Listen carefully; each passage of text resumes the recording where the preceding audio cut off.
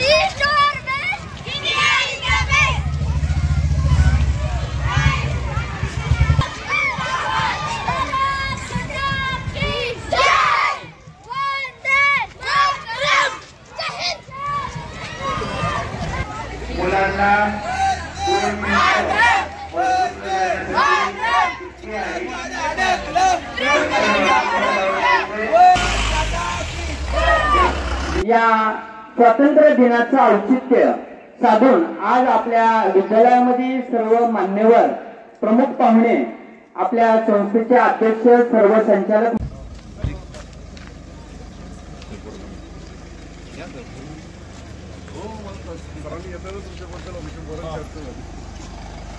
या ठिकाणी आजच्या कार्यक्रमासाठी प्रमुख पाहुणे म्हणून सचिन गांधळे सर त्यांचं आगमन झालेलं आहे.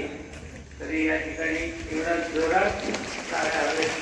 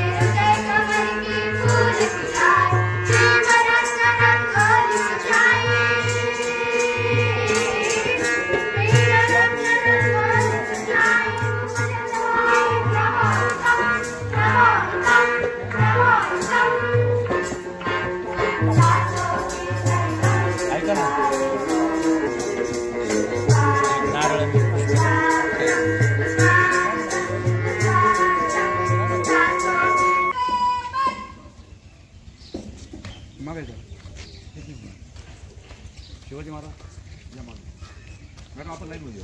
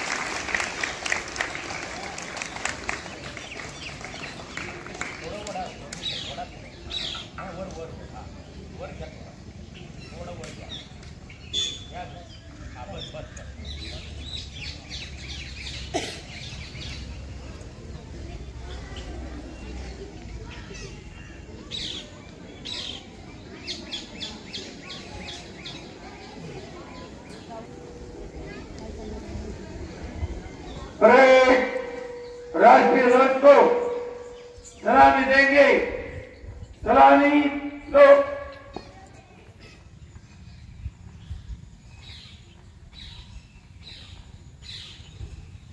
हाथ नीचे।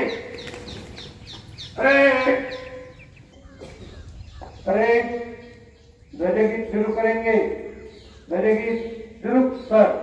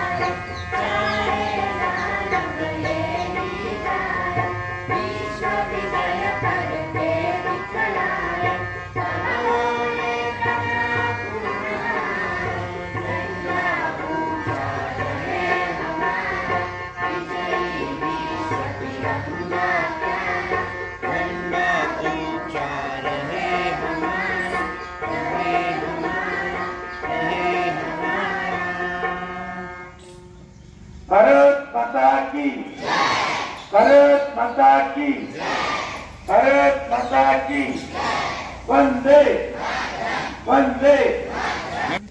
शुरू कर।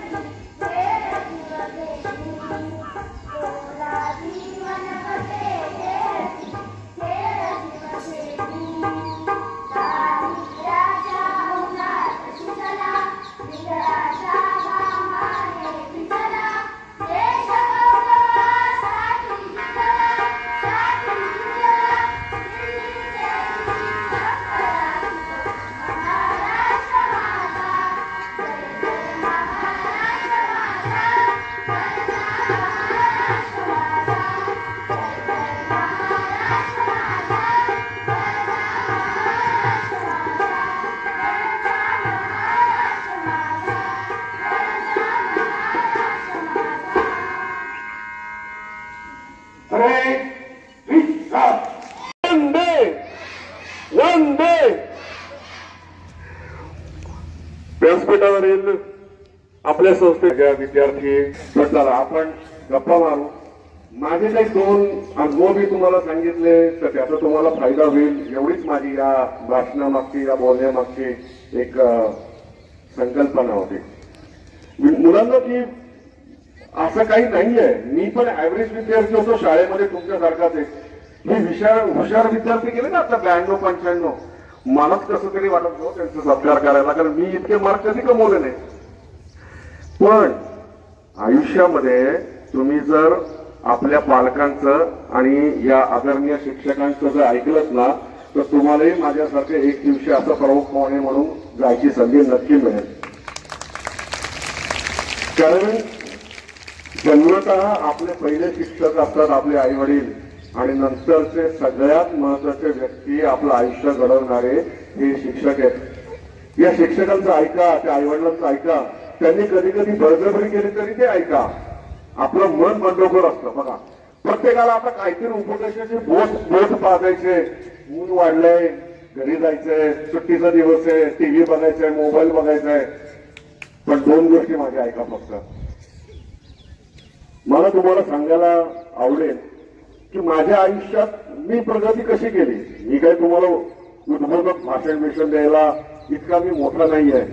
निदान भाऊंच्या सारखंच तर मी कार्य काय केलेलं नाही. भाऊंचं कार्य खरंच मोठं आहे. एखाद्या संस्थेमध्ये स्वतःला ठामपणे गाडून घेणं तरच ती संस्था नावारूपाला येते. एवढं तर काही आपण काम केलेलं नाहीये. पण खचितच आपण आपल्या आयुष्यात चांगल्या मार्गाला लागणं आणि प्रगती करणं, समाजासाठी काहीतरी करणं आणि समाजाच्या प्रती कर्तव्य करून समाजाच्या उपकाराची उतराई करणं एवढंच आपण करू शकतो. तुम्हाला आता हे मोठमोठे शब्द कळणार नाहीत मित्रांनो. तुम्ही अजून, मी पण तुमच्यासारखंच लहान आहे. मी मोठमोठे शब्द जड आहेत सगळे, नंतर कळतील याचा अवकाश. आत्ता काय कळायची आवश्यकता नाही. आत्ता तुम्ही फक्त शिक्षकांचं ऐका, एवढंच करा. 3 गोष्टी फक्त मी तुम्हाला आज सांगणार आहे मित्रांनो की आयुष्यात सक्सेसफुल होण्यासाठी काय करायला लागतं. एक म्हणजे भरपूर खेळ खेळायला पाहिजे. कधीही तुम्ही खेळाला नाही म्हणू नका. आयुष्यभर खेळत राहा, कुठला ना कुठला स्पोर्ट खेळत राहा. याने म्हणजेच की तुम्ही शारीरिक तंदुरुस्ती ही कायम ठेवा. दुसरा मुद्दा आहे की आपल्यावरचे संस्कार जे आपल्या घरापासून चालू होतात. कंटाळा आला असेल तरी ऐका रे मित्रांनो, संस्कार महत्वाचे आहेत. आणि तिसरी गोष्ट शिक्षण. या संस्थेचे आपण खूप उपकार आहेत आपल्यावर की ज्यांना आपल्याला ते शिक्षण मिळतंय. अत्यंत उपयुक्त आणि समाजासाठी उपयोगाला असणारं, आपल्या आयुष्यामध्ये प्रगती करणाऱ्या या 3 गोष्टी आहेत. एवढ्या 3 गोष्टी तुम्ही पाळा. भरपूर खेळा, भरपूर अभ्यास करा आणि आई वडिलांचे, शिक्षकांचे संस्कार त्यांच्याकडून घ्या. एवढंच मी तुम्हाला विनंती करेन. मी काही फारसं जास्त बोलणार नाही कारण मला भाषण येत नाही. पण आज तुमच्या संस्थेमध्ये येऊन मला इतका आनंद झालेला आहे. इतका सुंदर परिसर आहे. सुदैवानं तुमच्या आणि माझ्या शाळेचं पण नाव एकच आहे. माझी पण शाळा इंग्लिश स्कूल टिळक रोड होती, जी लोकमान्य टिळकांनी स्थापन केली होती, ज्या शाळेला 150 वर्ष झाली आहेत. म्हणजे आपण सगळे इंग्लिश स्कूलच्याच विद्यार्थी आहोत. त्यामुळे आपण एकमेकांना साथीनं, एकमेकांच्या मदतीनं आपण हा समाज उभा करायचा आहे आणि प्रगती करायची आहे. मला या ठिकाणी बोलावलं त्याबद्दल मी भाऊंचे आणि टेकणे सरांचे आभार मानतो आणि माझे 2 शब्द संपवतो. जय हिंद, जय महाराष्ट्र. गांधी साहेब, या ठिकाणी साहेबांनी खूप सुंदर असा संदेश आपणा सर्वांना दिलेला आहे. हसा, खेळा, परंतु शिस्त पाळा. या ठिकाणी ज्या क्षेत्रामध्ये तुम्ही काम करीत आहात त्या ठिकाणी वेडे होऊन काम करा. नक्कीच त्या क्षेत्रामध्ये तुम्ही खूप मोठा इतिहास घडवणार आहात. असा खूप सुंदर असा संदेश त्यांनी या ठिकाणी दिलेला आहे. धन्यवाद साहेब. यानंतर आपल्या संस्थेचे कार्याध्यक्ष श्रीपादजी ढेकणे साहेब यांना या ठिकाणी मी आमंत्रित करतो. त्यांनी आपलं मनोगत व्यक्त करावं. भारताच्या स्वातंत्र्य दिनाच्या आपल्या सर्वांना खूप शुभेच्छा. आपल्या शाळेचा हा स्वातंत्र्य दिन साजरा करताना व्यासपीठावर असलेले भाऊ, 2 दादा 3 आप्पा, 1 तात्या, 1 नाना आणि सर्व मान्यवर आणि याबरोबरीने मुख्याध्यापक दौंड सर, त्यांचा सर्व सहकारी शिक्षक वर्ग आणि विद्यार्थी मित्रमैत्रिणींनो, वारंवार प्रत्येक जण तुम्हाला मित्रमैत्रिणी म्हणतो आहे, याचं कारण लक्षात येते ना? येते का लक्षात? विद्यार्थी मित्रमैत्रिणींनो का म्हणतात? असं म्हणल्यानंतर तरी तुम्ही काहीतरी ऐकाल असं त्यांना वाटतंय, पण आपण इतके चालू मित्र आहोत की आपण भासवतो की आम्ही ऐकतो आहोत, पण काय करत असतो हे तिथं बसलेल्या सचिन आणि आम्हाला सगळ्यांनाच चांगलं माहिती आहे. तर आपल्या सगळ्यांचा फारसा वेळ न घेता आणि खरं म्हणजे सचिन गांधलेजी हे थांबले आहेत, ते आपलं भाषण ऐकायला नाही. याच्यानंतर जो पोवाड्यांचा आणि गीतांचा कार्यक्रम होणार आहे त्यासाठी हे सगळेजण थांबलेत. बरोबर ना? बरोबर का नाही? अरे मनापासून बिनधास्त बोला, आता जोरात आवाज आला पाहिजे. बरोबर का? तरी कमीच आहे. बरोबर का? आता आपल्या पाहुण्यांनी आपल्याला आवर्जून सांगितलं, ते फक्त संदर्भ आपण लक्षात ठेवा. खूप खेळा, तुमच्या सुदैवाने तुम्हाला मैदान आणि क्रीडा संकुल असलेली शाळा आहे, त्याचा जास्तीत जास्त वापर करा. खूप वेगवेगळ्या विषयांमध्ये काम करण्याचा प्रयत्न करा. वेगवेगळ्या स्पर्धांमध्ये सहभागी व्हा. पुढच्या 15 ऑगस्टला तरुण सरांना कमी करावी लागतील इतकी विद्यार्थ्यांची नावं वेगवेगळ्या स्पर्धांची त्यांच्याकडे आली पाहिजेत. यासाठी आपण सगळेजण प्रयत्न करा आणि त्यासाठी आपल्या सगळ्यांना मनापासून शुभेच्छा. एका विद्यार्थिनीने मगाशी आपल्याला असं सांगितलं की एका वीर पुत्राच्या आईने असं म्हटलं की या देशावर थोडं तरी प्रेम करा, असा तिने संदेश दिला. आपण सगळ्यांनी कदाचित तो ऐकला असेल. आज दिवसभरात इतक्या वेळा आपण ऐकू की देशावर प्रेम करा, देशावर प्रेम करा. आपण त्याच्यातला देश बाजूला ठेवतो, फक्त प्रेम करा एवढंच ऐकतो. हे 364 दिवस ऐकता. पण देशावर प्रेम करा याचा अर्थ काय? तिने अतिशय छोटी छोटी उदाहरणं सांगितली. मित्रांनो, असा कार्यक्रम चालू असताना आपल्याला गप्प बसवण्यासाठी शिक्षकांना फिरावं लागणं हे सुद्धा एका अर्थाने देशाचा अपमान करणार आहे. देशावर प्रेम करा म्हणजे आपण जे करतो आहोत ते अतिशय चांगल्या पद्धतीने करणं. शाळेत येताना सायकली कशाही लावतो, देत येणाऱ्या ट्रॅफिकला अडचण. आज 15 ऑगस्टचा कार्यक्रम, 26 जानेवारीचा कार्यक्रम आणि बाहेर सगळीकडे ट्रॅफिक जाम. कारण का? गाड्या कशाही लावल्या. आज काय सांगताय? देशावर प्रेम करा. देशावर प्रेम करा म्हणजे दुसरं काही नाहीये. देश बदललाय. आणि मित्रांनो, तुम्ही इतके भाग्यवान आहात की तुम्ही अशा काळात जन्माला आलात आणि अशा काळात देशाची धुरा सांभाळणार आहात की ज्याच्यात सगळ्यात जास्त संधी या तुम्हाला उपलब्ध आहेत. कधीही नव्हत्या. म्हणजे आज येताना मी आणि सचिन गांधले गप्पा मारत होतो. आम्ही सहज विचार केला की आपण शाळेत असताना तुम्हाला जर्मनीला जायची संधी शासनाने शाळेत आणून दिली आहे. जर्मन शिका, तुम्हाला परदेशात नोकरीची आहे. आम्ही डिग्री घ्यायचो, ME करायचो, सगळं करायचो, शिकायचो, तरी बाहेर जाता येत नव्हतं. आता बाहेरची सरकार येत आहेत, तुम्ही चला आमच्याकडे. आपल्या गावातले पुढच्या काळामध्ये कदाचित भाऊ 100 विद्यार्थी जर्मनी, स्पेन अशा युरोप देशांमध्ये जातील, कारण त्यांना कामं करायला माणसं हवी आहेत आणि आपल्याकडे ती माणसं नाही. आपण त्या पद्धतीची माणसं देऊ शकतो. आपल्याकडे सगळं कौशल्य आहे. आपल्याकडे फक्त एकाच गोष्टीची कमतरता आहे आणि ती आहे शिस्त.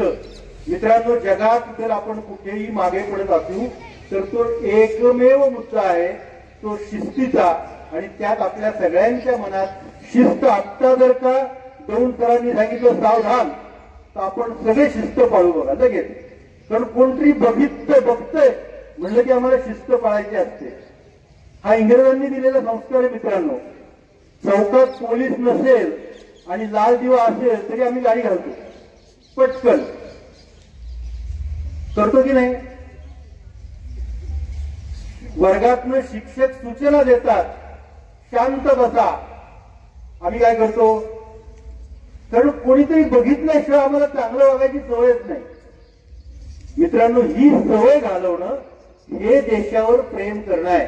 लाल दिवा लागला तर थांबलं पाहिजे. गांधी मला सांगत होते ते चीनमध्ये महिनाभर गेले होते आणि चीनच्या एका छोट्या खेड्यातल्या गावातनं ते प्रवास करत होते. तिकडची कदाचित खामगाव असेल.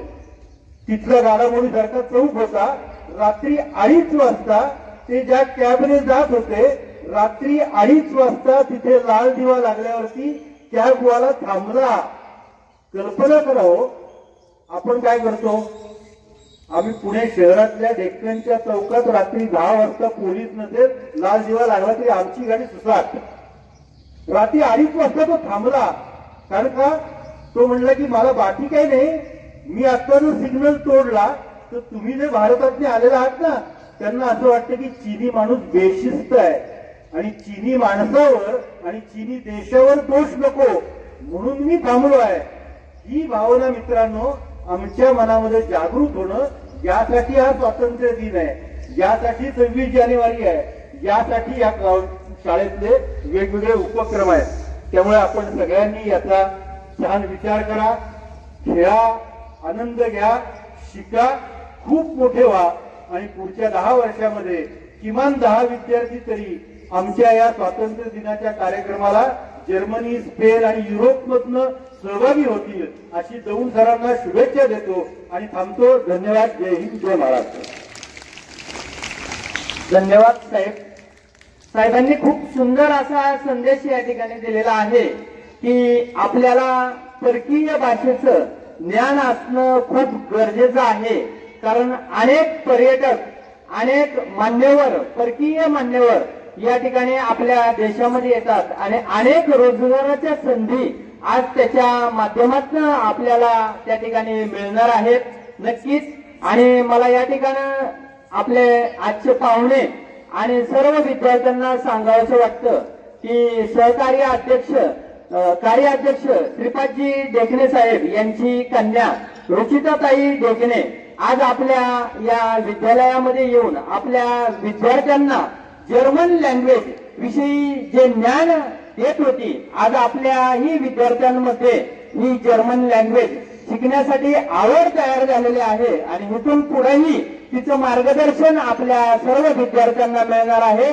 तर रुचिता दिदीसाठी सर्वांनी जोरदार टाळ्या वाजवून तिच्या पुढील कार्यासाठी शुभेच्छा द्यायच्या आहेत. आणि यानंतरनं आपल्या संस्थेचे आधारवड आजच्या कार्यक्रमाचे अध्यक्ष माननीय भाऊ यांचे मनोगत या ठिकाणी व्यक्त करतात. हॅलो मुलांना, तुम्हाला फार कंटाळा आला आहे. आता आपल्याला 2-4 गाणी ऐकायची आहेत आणि त्याच्यानंतर मग खाऊचं वाटप होणार आहे. तरी मी आलेल्या पाहुण्यांचं 2 मिनिटांमध्ये धन्यवाद देतो त्यांना. आपल्या आज 15 ऑगस्ट निमित्त झेंडावंदनासाठी जे प्रमुख पाहुणे लाभलेले आहेत ते गांजवे साहेब, सचिन गांजवे साहेब हे मोठे उद्योगपती आहेत आणि त्यांना खेळाची फार आवड आहे. खेळामध्ये त्यांना अतिशय रस आहे आणि मी आल्याला त्यांची जरा तब्येत पाहिली त्यावेळेला मला असं वाटलं की हे फार मोठं व्यायाम वगैरे करणारी व्यक्ती आहे आणि तसंच त्यांना फार खेळाची आवड असल्यामुळं त्यांनी तुम्हाला सांगितलं की भरपूर खेळा. आजच्या कार्यक्रमामध्ये अशी मान्यवर व्यक्ती आपल्या झेंडावंदनासाठी लाभलेला आहे. त्यामुळे मी संस्थेच्या वतीने त्यांना धन्यवाद देतो. तसेच आपल्या कार्यक्रमाचे या संस्थेचे कार्याध्यक्ष श्रीपाद ढेकणे सर, त्याच्यानंतर सेक्रेटरी आपले सचिव विकासदादा जगताप, शंकरदादा नागवडे, लक्ष्मण बासिंग, डोळ्याप्पा, आपल्या दौंड नगर खरेदी संघाचे नवनिर्वाचित चेअरमन विजयकांत नागवडे, माजी डायरेक्टर चंद्रकांत आबा नागवडे, दिलीप नागवडे, कैलासराव बासिंग, दुराटकर, बापूराव थोरात, आपल्या संस्थेचे आपल्या सोसायटीचे नवीन चेअरमन हनुमंत